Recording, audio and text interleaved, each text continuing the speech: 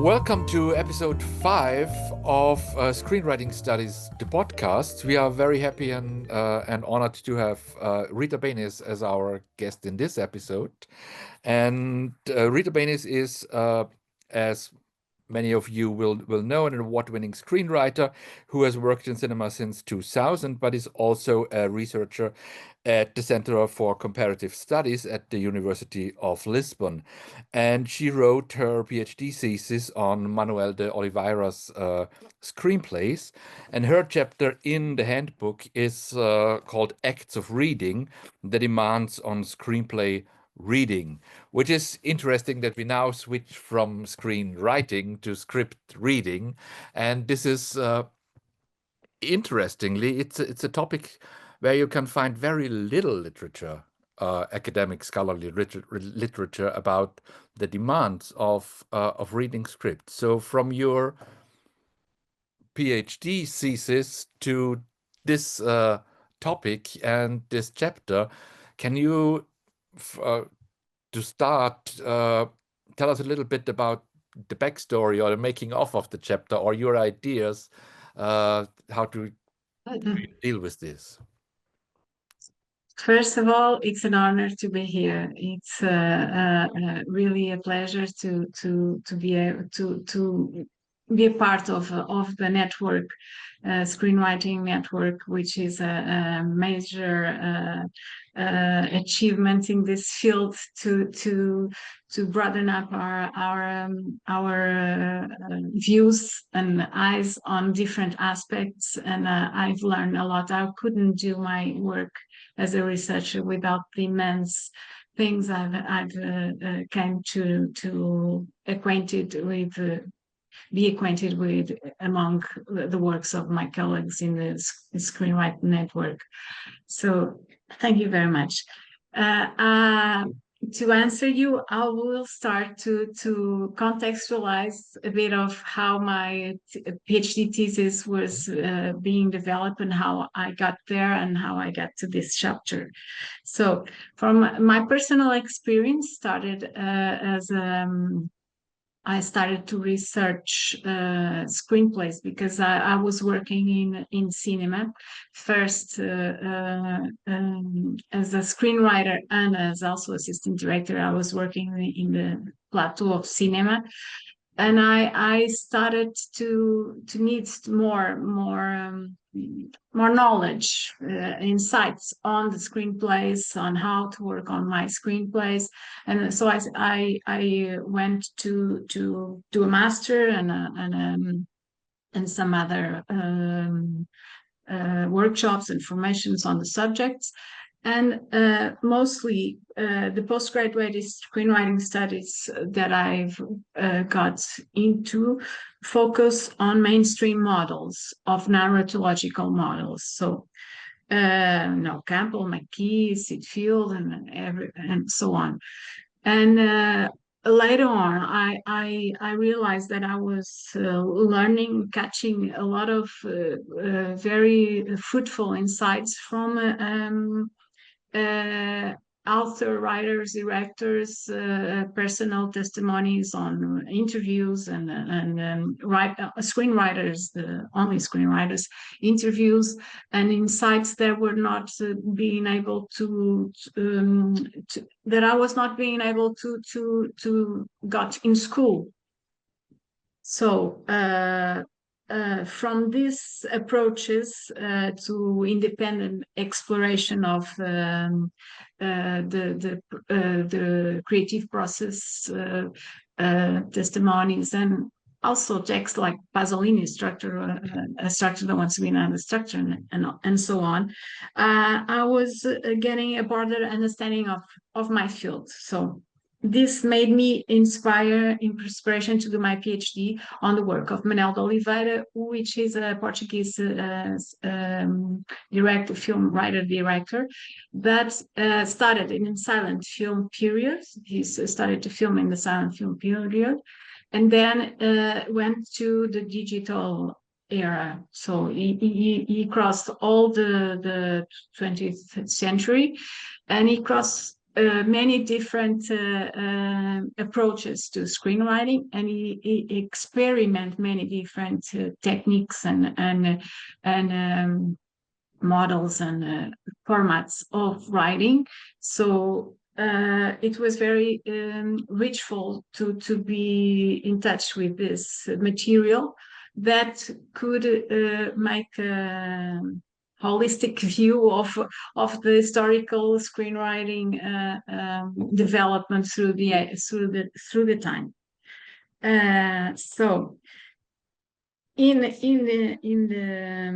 this process, I discovered, I tried to, as other colleagues have developed historical frameworks of their countries, of their subjects and fields. I tried to explore a little bit of that in my own country, but there was no such materials available. So I had to do this research from the scratch, from the to understand what was the national context of my study. And so I discovered that Portuguese screenwriting culture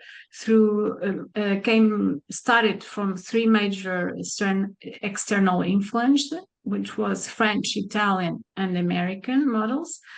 And in early development, silent film period from early stage from until 1915, early film Portuguese films focus, like any other culture, on actualities, which were very minimal films on dancing, small pantomimes, and texts were rudimentary. And there's no testimonies of those texts. Film production was highly artisanal. There was a famous screenwriter. The first Portuguese screenwriter was Aurélio Paz dos Reis. It is said that he had a screenplay, or something closer to a screenplay, of a film made in 1896, which is like a pioneer of the pioneers, because it has 88 characters, and it had a small plot. And in this time, epoch, it was really a pioneer. But there are no proofs of this text. It's only people of the epoch were talking about this achievement that is done, and this film was lost, so we don't have that anymore. But anyway, as I was saying, Portuguese first fiction film was filmed in 1907, and it was originated from a vaudeville theater play, and it was adapted to film. And then it came the Portuguese cinema made by foreigners, Época, which were the first producers companies started to contract these directors from France and Italy mostly.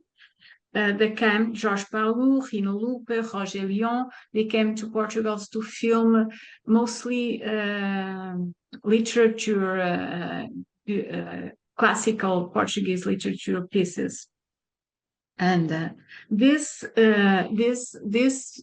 films from these times focus mostly on pantomime and mimeodramas and rhythm and bodily expression, and rhythm and body expression was dominant over plots by that time. Actors' performance and musical rhythm was the cinematic expression core. And the first or two books that came out about cinematography art on this 20s, 30s epoch were focused on the actors' performance, pantomime, and on the rhythm, musical rhythm logic of the film that should work. So there is no reference to narratology aspects whatsoever. until the 30s, 40s. So after that, so this had a big impact because the French directors who came out by that time, they came. One of them was one of the major voices and founding of the Société des auteurs du film in France. In 1917, they regroup against the American copyright models. So American was going separating writing from directing on that time, and French was trying to go the other way around and going against the Charles Pathé. Charles Pathé was trying to impose the American model, and this Société des auteurs du film, the society from auteurs du film, trying to impose another model, was the complete film author model. And this complete film author model made a resonance here in Portugal because these French directors were associated with this society. They came to Portugal to film these first films in Portugal. So we were very influenced by it. By this idea of unity between writing and directing. And then the French politique des auteurs in the 50s also had a big, huge impact here. We had our Cinema Novo Português, was the equivalent of Nouvelle Vague, French Nouvelle Vague. And so this historical context came to impact the way people still perceive the relation between writing and directing still today in Portugal. Also, there was another very curious aspect, which is the modernist poets' relation to early screenwriting in Portugal. So in the early century, modernist poets in Portugal engaged with cinema as an artistic medium. They were very fascinated and intrigued by this medium, and they imported the velocity, the rhythm, the things to their cine poems for their poems. And international parallels there were happening at the same times, like here in Portugal was namely Fernando Pessoa, José de Almada Negreiros, that were really intrigued and fascinated and experimenting things with the potential of cinema in their literature, in their poetic writing. But Apollinaire, Blaise Senda, Aragon, Robert Desnos, Anthony Artaud, Benjamin Fondin, Henri Michaud, all these poets were also playing with the dynamics of the rhythms of cinema, and they were writing things like cinepoesie. They give up on it when the sound came along. They thought they lost interest in with the sound, with the dialogues and all that predominance. But they were interested in the poetic plastic solutions that the visual challenge posed by the new medium. So this screenwriting as a poetic experiment brought contaminations to the first screenwriters in history, like Carl Mayer experiments. Experiments, no, screenplays. The screenplays of Carl Mayer, you can visualize in its texts, even if you don't understand the language. But you can see the structure of a poem. You can see the rhythm, the rhymes, the repetitions of words, and all that, and the opposites that are developing in the screenplay. So, and you also have that same kind of writing closer to Karl Mayer here in Portugal in Manuel de Oliveira's first scripts. First scripts of Manuel de Oliveira also are verses that goes, each verse is an image, second verse is another image, third verse is another image, and you have this composition being built around the force of the shock of the image, you know, the rhythm and the connections and the symmetries and the oppositions and the patterns and the articulations between these verses being developed on the paper, on the writing, are then later projected to the image, to the cinematic image. So, conclusion: you have this rhythm over plot kind of writing that was being experimented and had many resonance through the time, beyond time, here in Portugal. So then you had the Estado Novo, the dictatorship in Portugal between 1933 and 1974, and you know, a lot of regulations. It was a period that censorship mechanisms shaped film production, and despite the restrictions, there were more records, you know, and you have screenplays and available on the archives, and you can see all these styles and all these things coming to shape, and creative autonomy was restricted, of course, and screenplays were starting to have a limited stylistic diversity and mostly thematic stylistic diversity.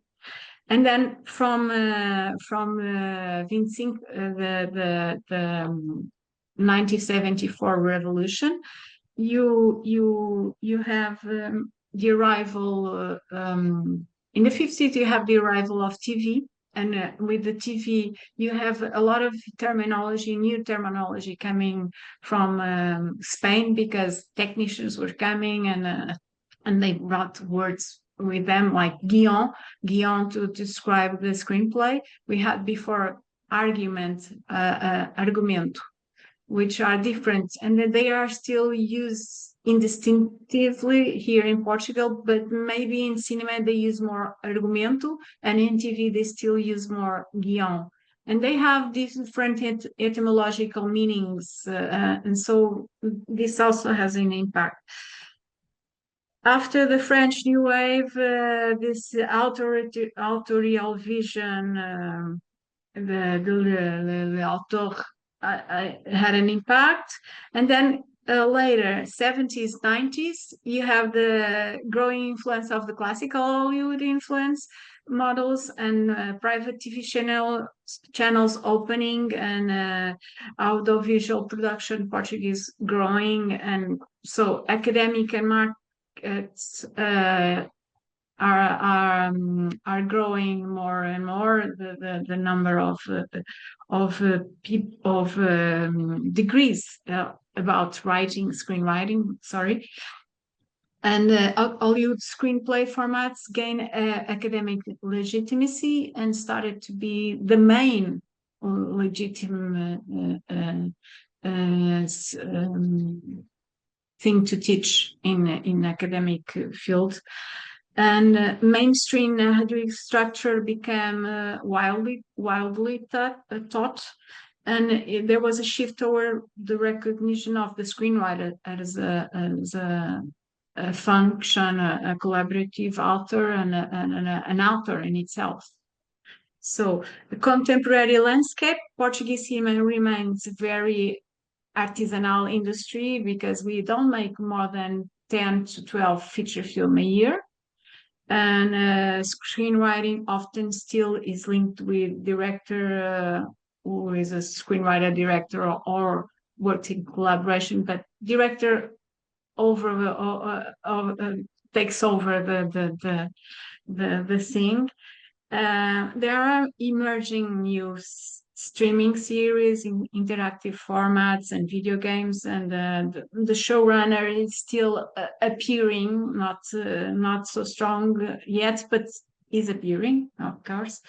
And you have the acquisition of models. So you have the industrial and the poetic, artistic, art house film models. You have both, and it's a very fluid, collaborative right now. It's an open environment. It's very rich now, and I'm very curious. I hope I hope Portugal doesn't lose one another or fix one another. But I think the new generations are not how do you say they are very open. They are not compromised with this and that, and they take whatever it's useful for their work, and they are very flexible, and it's all the instruments are valid. So to make a long story short, let's go back to the acts of reading and this the essays I wrote today. As I was teaching and I was reading scripts and I was writing scripts, and I understand that sometimes in the screenplay, when we focus too much on the dramatic structure and the narratologic aspects of the development of the screenplay, if we forget the cinematic aspects, and the cinematic aspects are something else than just plot structure or plot or characters arcs, or all these tools that we have in the narratology, from the narratologic field. Cinematic has more to do with the movie image form. So it has to do with cinematic form, and this cinematic form can be also started to be developed on the screenplay. The idea for the cinematic form, as the silent film screenwriters were defending, it should be a visual form that can should be worked on a non-narrative level, but on a more musical level, I would say, more on a rhythm level, and it's related with patterns and articulations of sequence of the pace and the rhythm of the screenplay. For instance, Tonino Guerra, which is a famous Italian screenwriter everybody knows, he says that for him the screenplay would be like electrocardiogram, which is the heart picture. Yes. And it's like electrocardiogram, because you could see the screenplay should have like the electrocardiogram paces and rhymes, mostly rhymes and opposition and patterns that should be taken care when you are writing. The screenplay also has this unfinished nature, this intermediate nature, this boundary nature, to quote here Rosamond. And this I syntonize with this boundary object notion of the screenplay, because it is open to a lot of interpretations of a shared cross-disciplinary work, and can maintain a stable narrative framework, and can also be open to interpretation and to be worked as on on a cinematical level, for instance. And so this nature of our screenplay is open to a reading that can be collaborative, participatory act, and where meaning emerges through this interaction. Okay, it's a plural text that is framed in this intermediate notion and boundary notion of hybrid space. So I needed to finish to put that on my on to complete my research to study this position of the reader as a as a person that has to read the screenplay not as a literary work but as something that it's an open text. So thank you very much for this short overview of screenwriting history in Portugal. And for those of us who have read your chapter, it becomes a little bit clearer where this comes from. We should also emphasize or tell the others who have not already read the chapter that the chapter is not about film history. The chapter is more a theoretical approach to reading screenplays that are based, and I now understand, that are based on the historical experience and historical knowledge. Because you are not referring to specific screenplays in a historical way in your chapter. So when I was reading your chapter, it was for me, okay, finally someone who goes beyond narrative and look what is in there in the screen, already in the screenplay, and not just in the finished film. And this is about what you call musicality and rhythm and non-representative elements, so as Richard Dyer calls it, or whatever it is. And I would argue that you can not only find these elements in alternative or art house or whatever screenplays, but in every screenplay. Every screenplay. Yeah, in every screenplay, yeah. Even in the most commercial, mainstream, whatever. Yes. And rhythm, as it is visible, and it's not, and visibility in screenwriting does not just mean that you tell a story in pictures, but it's visible on the page. And the most simplest thing is a cut to after very short descriptions of short scenes. If this is what William Goldman in his book says, I create rhythm by putting cut to after the scene. And then you have one page and you see the rhythm of the film. You see it. You don't have to read it. And I guess this is what you mean with all these references to rhythm, which is difficult to define in film. But I just before in preparing to this episode, your chapter is 17 pages long, and you can find the term rhythm in all its variations 21 times. Okay. So finally, someone has found that rhythm in screenwriting, and not just in film montage, is one of the most important things that is not Okay. really explored so far. So, and what you are writing and arguing in this book is that it is not easy to read a screenplay. It needs cinematic competence. And could you explain a little bit what you mean by cinematic competence or readerly or reader competence when it comes to screenplays?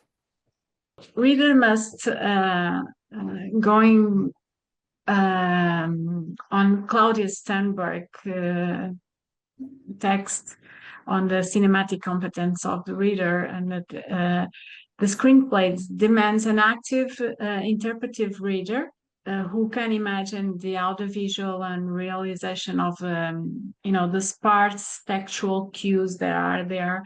Readers must imagine acting, directing, cinematography, editing, sound, all those aspects from minimal textual cues that are there.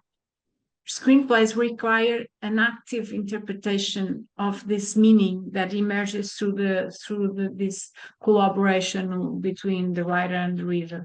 So that goes to Roland Barthes' idea of text, which is aligns with Barthes' concept of text. The existence of text rests in language itself, from the notion of Barthes, which means in the movement of speech itself. By contrast with the written work, which occupies a space, it's a phenomenological, existent, concrete and definitive written work. And while text is the meaning a reader takes from the written work, and it's not definitive. It's like language. Text functions like a much more open and decentralized way. And so screenplays require active interpretations of these meanings, these open meanings, but not so open because they must be understood in these poetic rhythms, these poetic rhymes, these poetic oppositions, these articulations of sequence, of colors, of lights, of sounds that are being built inside the text of the screenplay must be read by the reader who has some knowledge of cinema. For cinema, it's the key. Kinema in Greek means movements, and kinematography means the writing, the graphy is the register of movements, more precisely. So the reader must have cinema in his knowledge when he's reading the screenplay. I think it's that. I mean, just before we open the discussion to the others, when we are talking about readers of screenplays, we usually, and I also assume that what you have in mind are professional readers, mostly, and not just yeah. And referring to Roland Barthes, he has this distinction between readerly and writerly texts. So texts that need the active interpretation of the reader, or not, or you just follow the plot. And in addition, as a third term that goes maybe beyond readerly and writerly, and Fiske came up with this term of a producerly text. It's not just a text that you have to actively interpret, but you do something with it, which is what fans are doing with the texts in any form of popular culture. But I think, and I would argue, that screenplays are mostly producerly texts. That it's a very specific way you read it, because you have to, if you read it, you're mostly a professional, and you have to put it into a film.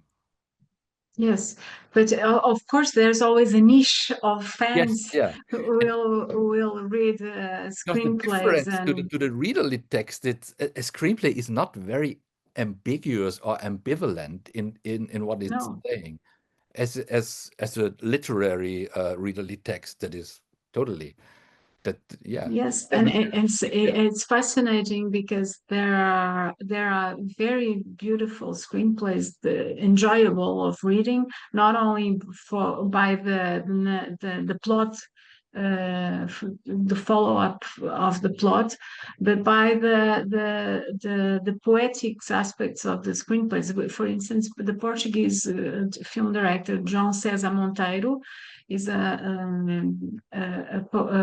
film director that's already dead, that died, that had the most incredible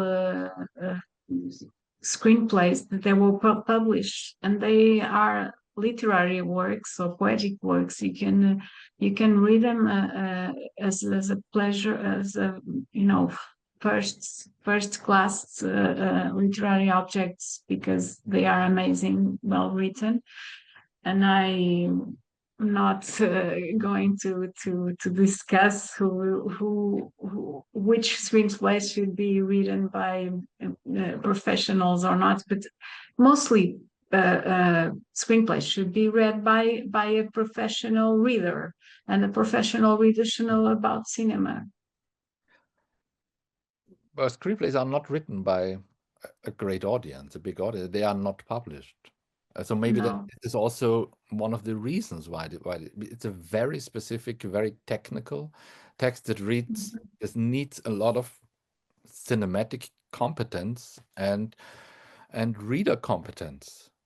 And this is not just reading; it's about knowledge of cinema, technical knowledge also. I totally agree. What you are writing is, if you cannot understand the screenplay if you are not trained in it in a way. This is what I thought after reading your chapter. You have to learn it, but we are not really teaching it.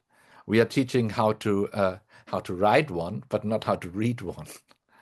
Yes, very well spotted. Rosamund is trying to ask a question. Already questions. Rosamund. Yeah, no, it just follows on so much from what you were saying, Klaus, because I mean, I have a lot of questions I could ask, but one of the things that struck me when I was reading your chapter was exactly that, that how does what's in your chapter, how do you use that, in pedagogically in your teaching, to, because then, I mean, there's different ways that might happen, but I'd be really interested to know how that kind of actually feeds into the teaching of screenwriting. But and in particular, I mean, then there's loads of different, angles on that. But in particular, one of the things that I was thinking of was just so when we have students who are writer directors who write their script and then they direct it.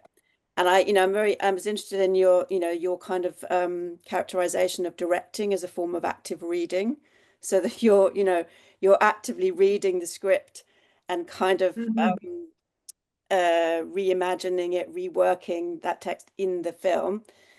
And I think that often that's what our students find very difficult, that they kind of, and almost like the more effort they put into the script, they kind of think they've done the work. Yes. and that gap that needs to be filled with a new active reading to direct the film is often not really, it's just sort of left and it's not really seen.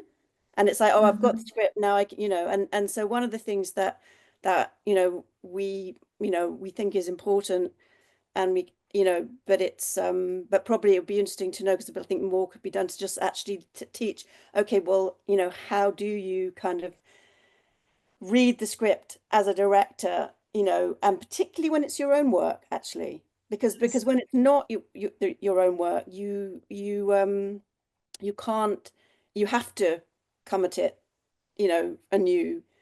But that kind of rereading and active reading that the writer director does when they move from writer and director is one area where I think the kind of things you're talking about would be really interesting to think about how to bring that into teaching. But I mean, there's loads of teaching, yes, other yes. ways. I bound with the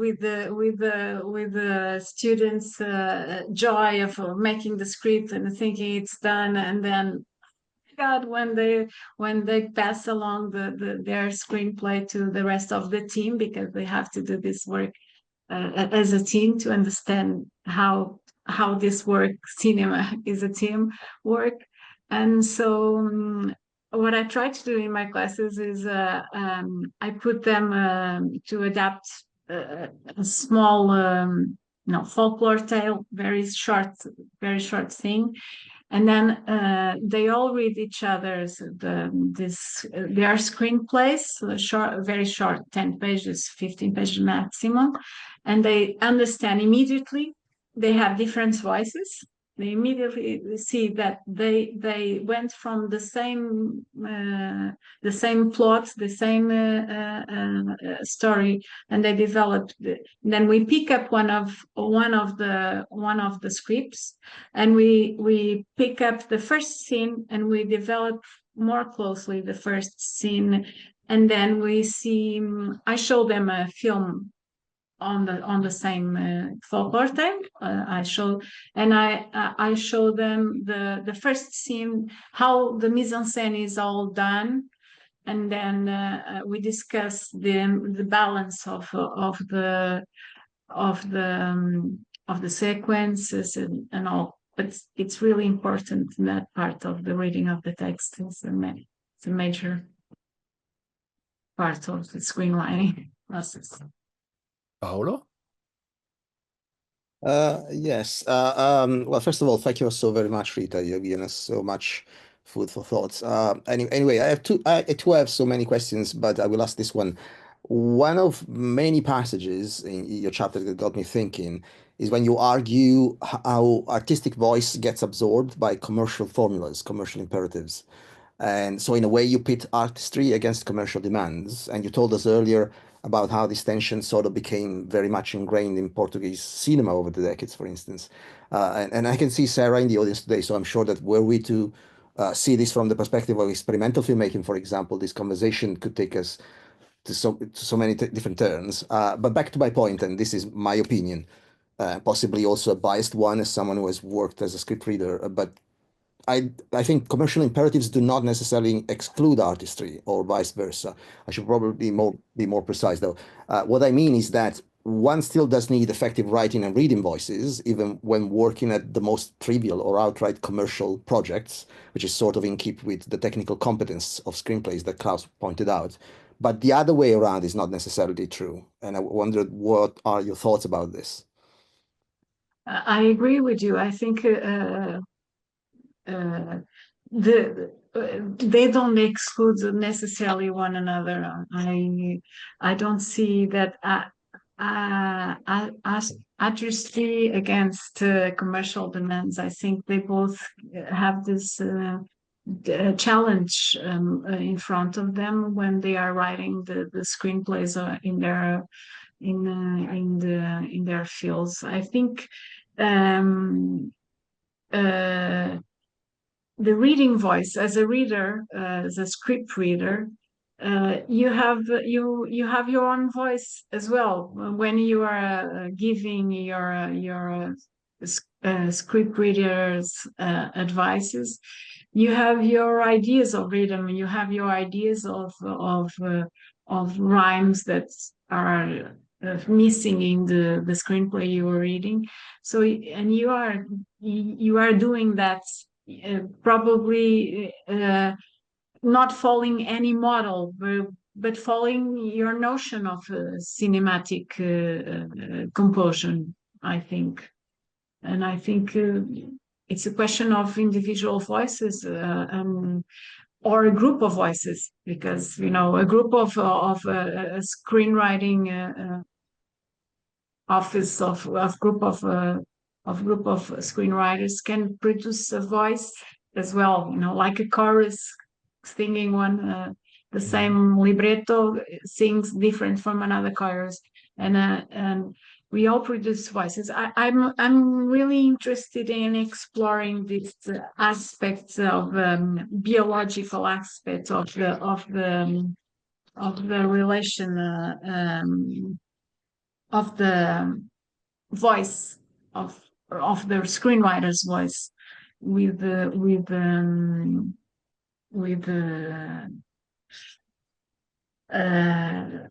with the text.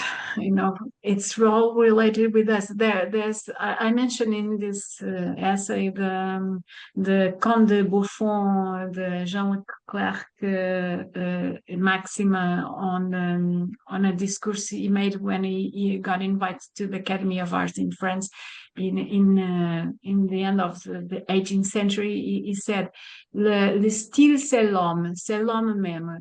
The style is man itself. So style is always a mystery. It's human. It's humankind itself. It's we're different from each other because we have these different styles and different biological style, and we have these models that help us, but mostly I think the thing that really catches us is the voices of the screenwriters, their unique style, their unique ideas, their unique human creativity. Yeah, that's interesting because, of course, yeah, as you say, we all have different styles, but then our brains, and you mentioned the biological connections there, and our brains work pretty much the same, and they work in patterns, in rhythmic patterns, where they work in chunks of neuroscience has taught us in the past 20 years in chunks of 8 to 10 minutes. So, and this is very interesting to connect to issues of poetics or style in screenwriting. Yeah. Hi, Rita. Thank you so much. I'm sorry, I haven't read the book. I'm going to read it, and I'm going to read your chapter. So my area is poetry film, but so I'm listening to this from two sides, really, because a long time ago I did write screenplays, and I had one optioned. And I look at, like in the other room, I've got Four Weddings and a Funeral. I've got all the classic screenplays. Well, I've got 4 or 5 of classic ones, sort of analyzing it from that point of view. But so the poetry filmmakers typically come from from their imagination. The auteur, they often make the film as well. Some collaborate. A lot of poets collaborate. But there are auteur filmmakers who are poets and filmmakers. And you seem to be sort of standing in their imagination when you see the film, the short film. But I know that with narrative commercial feature films, that people set out to write a story that people can identify with, so the human being on the screen, the protagonist is always thought about on the screen. And so I was thinking that the rhythms, whereas in a poetry film, rhythm, like a cine poem, they are cine poems, effectively, rhythm can tell a lot of the story. Tonality can tell a lot of the story. You don't have a protagonist very often. Mostly you don't, because you're coming from, the protagonist is the author, which is what you're sort of coming around to in a way, is the author of the film. Very often, and you're looking back in time or different layers of time in the poetry film. But on screen, you want to see the protagonist. So often the script typically does work around the narrative of the protagonist, doesn't it? And so what happens to them? And so the rhythms are linked to a protagonist on screen. And those rhythms are related to that protagonist's journey, aren't they? I mean, they more or less have to be, don't they, these rhythms? They're rhythms that are coming out of what's happening on screen. And so whilst on the page you can say this is what someone's going to do and this is who they're going to meet and so on, when you get to a scenario, surely that can change with what's going to happen in that space. Lots of things can change when you actually make the film, when you're actually on set or in a site, although you can pre-visualize those things. So I'm interested in when you say that the reader has idea of rhythms and so on, how much those could actually be through light. I mean, is this through light, through the emotional quality of a scene, the rhythm, the way you go, you know, rhythm can happen through all kinds of things, through through conversation, or through light, or through the swiftness, you know, the tension increases so the scenes are quicker, or, you know, what's happening in the scene is faster. Those sorts of things are connected to emotion and the emotional arc of the protagonist, aren't they?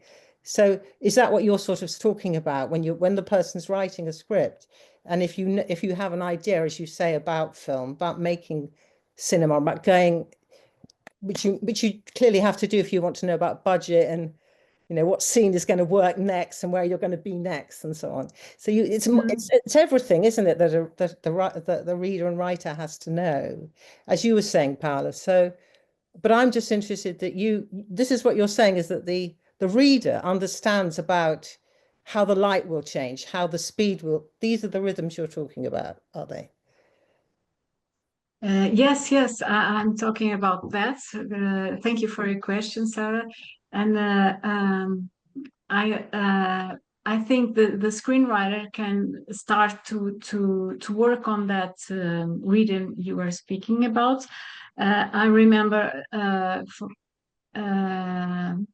an essay by Klaus about Frances Marion Daddy Longlegs, that it is a screenplay from the silent film period that resists the linear plot development in favor of a thematic and emotional symmetry. So the plot or the scene sequence do not follow one another and by cause and effect, but they follow their follow pattern, as Altman would put it, is related with symmetries and opposites and rhymes, for instance. But you can also play with close-ups, you know, like Teresa Villaverde's first page of Transit.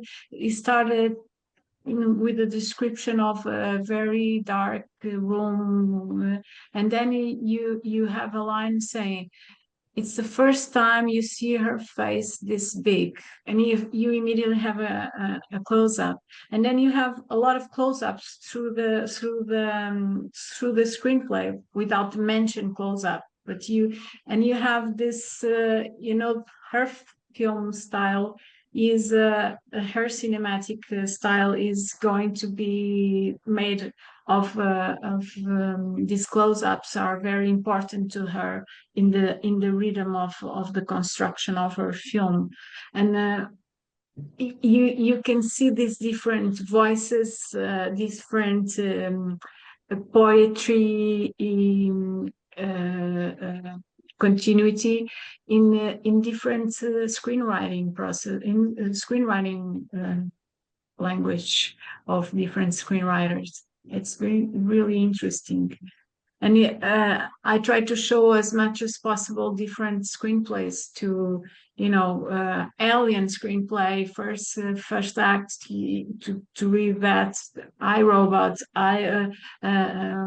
Blade Runner first page, and you can see how the atmospheres are being created and then repeated, and the rhythms are being, you know, making that electrocardiogram Tonino Guerra was describing the screenplay. Yes.